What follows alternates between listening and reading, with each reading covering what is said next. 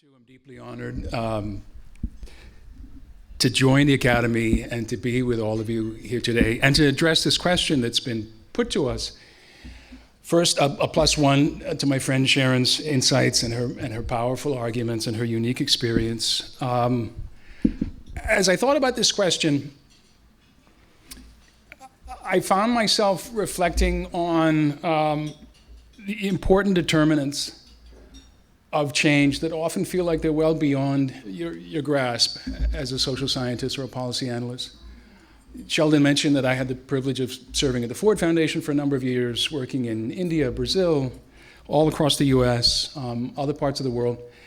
And other parts of the world, especially younger democracies, South Africa comes to mind as well, are frankly far more comfortable than we are speaking openly of political reform and the need for ongoing changes to our system, to the rules of the political game.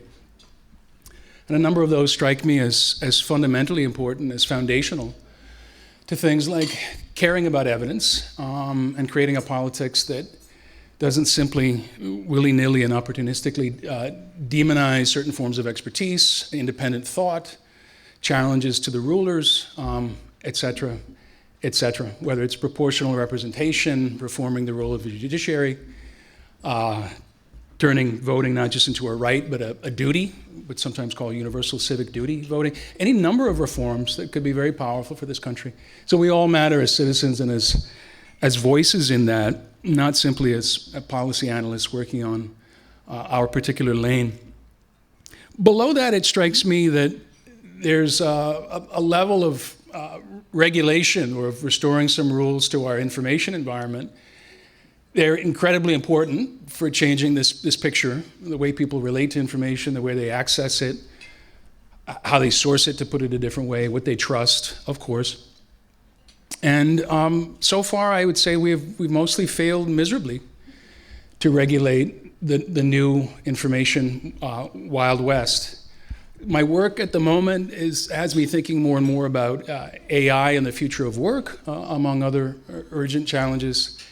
And I will only conjecture, it may be that product safety concerns about children and harms become the tip of the spear, if you will, or the leading edge, because concerns about how social media has all but destroyed a recognizable public sphere and changed fundamentally how people think about information they trust, has proven incredibly hard to win. It certainly has not broken through the Senate filibuster or any number of other barriers. And I do wonder if it's not in a larger context, not something that's about policy analysis per se or what expertise is worth trusting, but what sort of basic information rules are worthy of a society that we share, and that our young people are growing up and forming opinions about. I wonder if that can help us turn the day.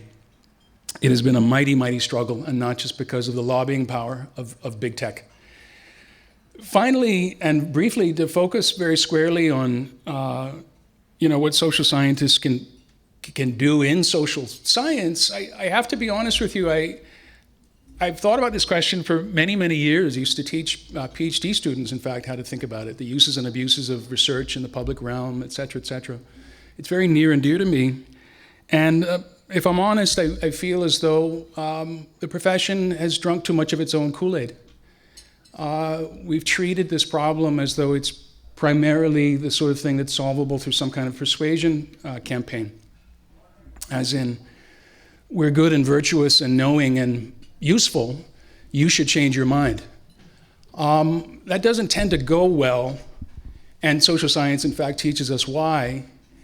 And if I had to recommend anything at all, especially to aspiring policy analysts and early career social scientists and whatnot, it's question the very foundations of what you do and think about where your questions come from.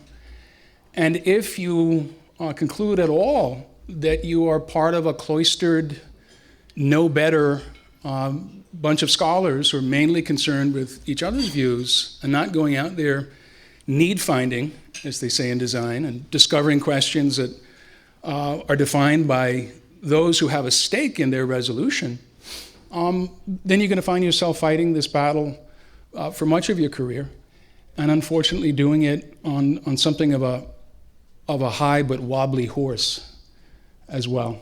And I would hate that to be true for anybody. But I am deeply honored by this recognition and very humbled to be here in your company. Thank you.